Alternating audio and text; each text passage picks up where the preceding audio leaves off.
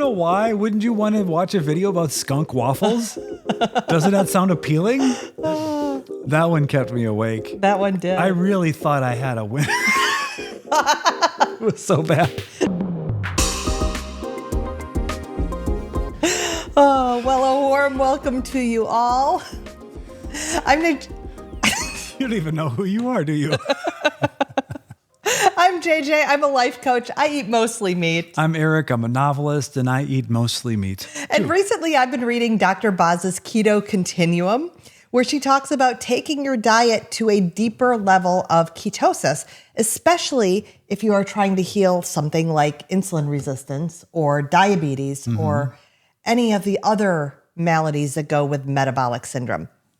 And what I noticed in her book was that some of her steps on the keto continuum are very tied to circadian rhythms. So I believe she has a 16-8 step, which means you're fasting for 16 hours and eating for 8 hours within an 8-hour window. And she talks about doing that in accordance with daylight. And she also talks about doing OMAD in accordance with daylight. So it got me talking and thinking a little bit more about circadian rhythms. Well, I like this topic, but we don't agree on it. I think we have very different circadian rhythms personally that do involve the sunlight. Yeah. But they are different. So since we can't agree and we have very personal opinions, which may come out in this video, we went to ChatGPT and asked, okay, if we're a carnivore who is very interested in living ancestrally, how can we optimize our circadian rhythms to get even more benefit, more health? And you put in specific parameters. Yeah, I wanted mental health, metabolic health, energy, that kind of stuff. And what it returned would not surprise anybody because it scraped the whole internet to learn what it knows, right? So it's reporting back everything we've already read about managing circadian rhythm. But we didn't want to say that we invented these ideas because we didn't. No. Well, the first one is made famous more recently by Andrew Huberman. And that's morning light exposure. Well, and I know that Carrie and Jen from Keto, from Homestead How, they're doing their Return to Natural program over the summer too, where I know they're really practicing getting outside, getting that morning exposure, getting their bare feet on the ground. Yeah. Now this for me, I have to say, getting 20 to 30 minutes of natural sunlight within an hour of waking up doesn't often happen for me. Our house is very dark and I don't tend to go outside right away. Yeah, not this house. No. Well, it depends on the season, but it doesn't really because I don't just go outside when I first get up. No. But right now, here in September, I got up at 5 this morning and it was pitch black out. There was no sun to be looked at, so I couldn't do it. In winters past, I've had a 10,000 lumen electric light that I got. It's supposed to be daylight spectrum, and you've seen me blasting that in my face in the mornings. And I do think it helps with my sleep some. You do? Yeah. It's not like a perfection sleep 8 hours without waking, but I do think it improves my sleep noticeably. Yeah. Okay. If I do it. All right. The next thing that it suggests, which will surprise no one, is a consistent sleep-wake schedule. Now, I used to be way better about this because I used to have an alarm that went off on the weekends as well as during the week. More recently, I have not done that because I don't need to. I wake up pretty much the same time every day, and we do tend to go to the bed. We do. We go to the bed, we look at it, then we go back to the TV. We go to bed at the same time every day, pretty within like 15 minutes. So for me, that's a little early. We usually go to bed at about 9:30, and I'm awake till 11 most nights. Now, you might say that it just proves you right, that I should go get the morning sunlight in my eyeballs when the sun rises. Yeah. And then I'd fall asleep at 10 o'clock at night. Exactly. I've never experienced, again, I don't do the morning thing. I do concede to that, but I do not fall asleep early. My wake schedule, I'm usually awake by 7:30. I usually sleep pretty well, but there are nights when I'm up late, or I'm not up late. I wake up in the middle of the night, and then I might sleep in a little bit later. And there are times when I fall asleep a little earlier and I get up a little earlier, like 6:30. So it's all over the place. So mine is not consistent at all. All over the place between usually, about 6:30 to 8 is my wake schedule. But you tend to get 7, 8, 9 hours of sleep. Correct. I get 5, 6, 7 hours of sleep. Yeah. So I guess you win in sleep duration. I've always won in sleep duration. I win in adherence to consistency. So far, I think that this argument has debunked the whole consistency nonsense. And now I'm going to start going to bed at midnight one night. And I can't imagine. I was falling asleep at 8:30 last night. I missed my window. You did miss the window. And then I was awake too late. That does happen. Yeah, that does happen. All right. The other thing, and the next thing they talk about is evening light management. So that's not getting bright light at night and a whole bunch of blue light from screens. You've probably seen people wearing the blue blocking lenses on YouTube because they think that's going to help their circadian rhythm. I've worn those at night to try to fix my sleep. It didn't make any appreciable difference. No. I do know we keep our house very dark at night. You've got the lights turned down extremely low. And you do. I don't have that perception at all. It seems quite bright to me. My daughter teases us too. It's pretty dark. But we do have the TV on, so that we're getting blue light through our eyeballs from that, or red light. Sometimes I have put a color filter on my devices. So if I'm using them in the evening, I try to have that red. Oh, yeah. The red on them. If you have an iPhone, there's a mode. And you go into the, what is this, control panel? Mm-hmm. And then there's this guy, and then it turns your phone red. Accessibility. If you go into accessibility, you can set a red. There's this guy. He's in a bubble. I don't know why a guy in a bubble means accessibility. He's Maybe a guy in a circle. I don't know why either. If you know, go ahead and put it in the comments. He's right next to the S. That's the hurricane. The hurricane symbol, which is the listen to music and tell you what the music is. I don't know what that app's called. And that's next to the ear, and I have no idea what that one does either. All right. So I will try to some nights just put the device away completely. I've been doing that a lot lately, and sometimes not, but also put on the red screen. I have a question for you. What should the good people watching us do if they are enjoying this video? Oh, if you're enjoying this video, like, subscribe, leave a comment. It really, really helps us. And not only that, but it helps Eric sleep. Because I've put it all on. No, when those stats are coming in nicely, he sleeps much better than when they aren't. And he's puzzling, why didn't that thumbnail work? What's wrong with that title? I'm going to issue a challenge to them.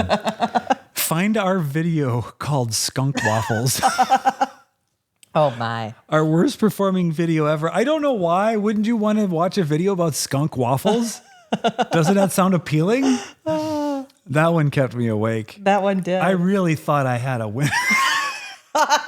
It was so bad. Now it's legendary. Everybody was like, in our house. Oh, thank you. Okay, the next item is meal timing, eating at consistent times and avoid late night eating. And that's directly what Boz was talking about. That's directly what she was talking about. We have talked about this too. You and I are not late nights eaters and have never been. Mm-mm. Like in our house, it's never been, oh, we're going to watch a movie. Let's make popcorn at night or something. Like it just never, that was rare. Yeah. Extremely rare. So we've never been real late night eaters or sleepers in some case. But I do know that when I started intermittent fasting, it went earlier because we would usually be done eating by 7:30, and I moved that to 6:30. But the reason this is interesting to me is this summer, we've moved our eating to much earlier in the day. Yeah, 3, 2. So yeah, instead of having our evening meal at 5:30 or 6, our big meal of the day, we've been doing it at that time. We call it dunch. Many call it dinner. Yep. You say dinner, we say dunch. We can still be friends. It certainly might be a contribution to you having slimmed down a little more this summer and broke through your stall. And had better sleep. Yeah, that's right. Yeah. Wow. Because I was consistently starting to get 7 hours. Which is unheard of. Crazy. Yeah. It makes me dangerous. And I also did lose my last couple pounds on this type of an eating schedule. So I don't know. Maybe there's something to it. This next one's a shocker. Oh. No one will see this coming. To help your circadian rhythms, physical activity. It says engage in regular exercise, preferably in the morning or early afternoon. I guess you don't want to wind up with a late evening workout that might amp up your cortisol or something and keep you awake. Yeah. That's not really an issue for us. I've never been a evening workouter. Having a wind down routine. I think we, in a way, do have a wind down routine, even though it's not what we call it. We call it go to bed.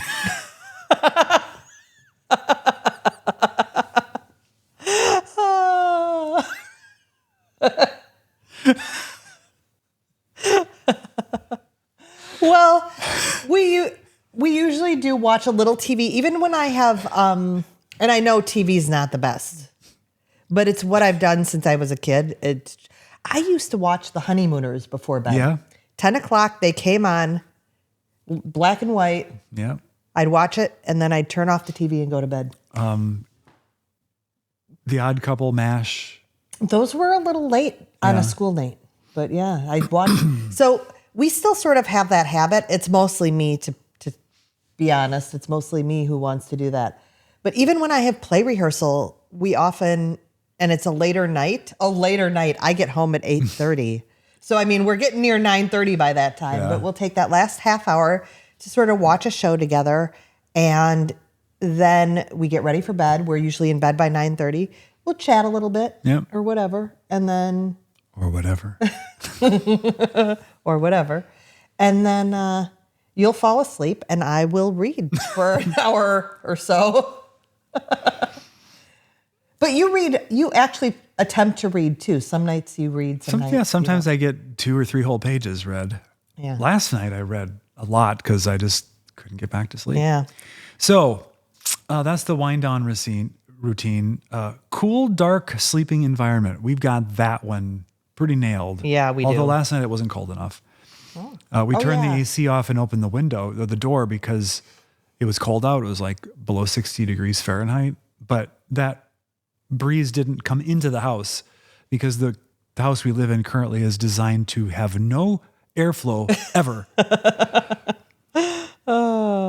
But yeah, you keep, and I'm with you on this, you keep the house cold at night. Remember when I did the room darkening, window blocking project? Now, he told me about this. I went on a business trip, and he went and bought a whole bunch of room darkening fabric and stapled it and clamped it all around the windows in the bedroom. And it made a difference. And it did I like it. Yeah. I'm not fighting it, but it does not look good.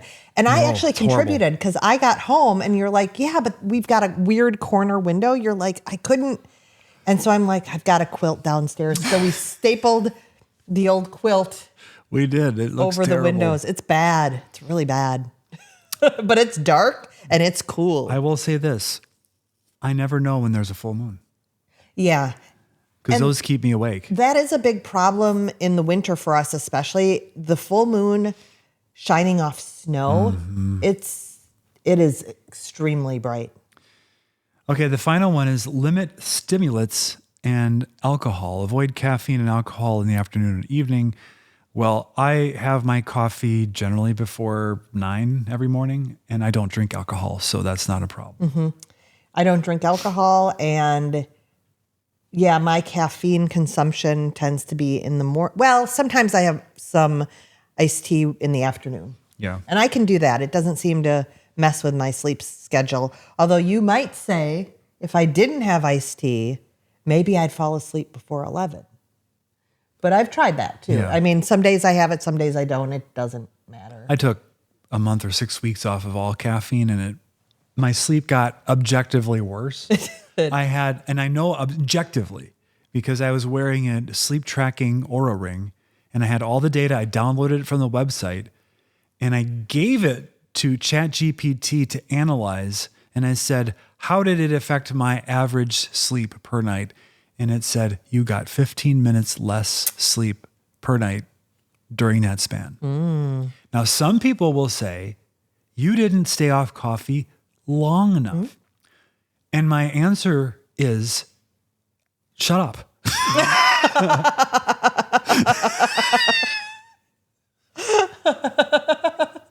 Life is not worth living without your coffee. And that's not a sign of addiction. That's just an objective truth. Do you remember you didn't drink coffee when we started dating? No, I never had any coffee because the times I'd tried it, I was like, wow, this tastes terrible. What happened was Starbucks came to our area. And what happened was we met up in the evening with one of your friends, and I had never been to Starbucks before. That's right. And I was like, oh, I'll get a Starbucksian drink. And I was like, well, mocha's got chocolate in it, and that will mask the horrible flavor of the coffee. So I got a mocha. I think it was a grande. Oh. And we sat down at 8 or whatever it was and chatted with your friend. I drank it, and I was like, this is delicious. And then as the caffeine set in, I became like Cosmo Kramer coming through the door of Jerry Seinfeld's house. I was just completely wired and up all night. This is amazing. I felt amazing. And well, until, 5 a.m. when I had to get up and go to work.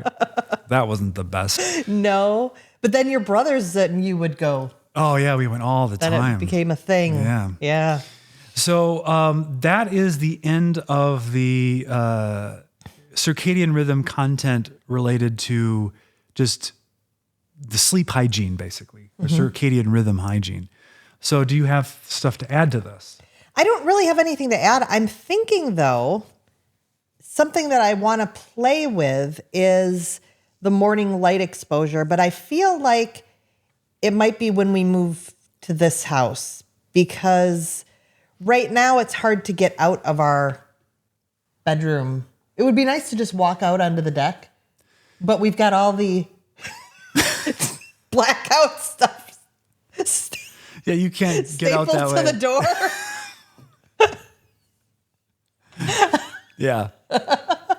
But here at this property, it'll be very easy if the sun's up to go out, and it will be enticing to do so. And we're trying to get actual window coverings that will do the trick.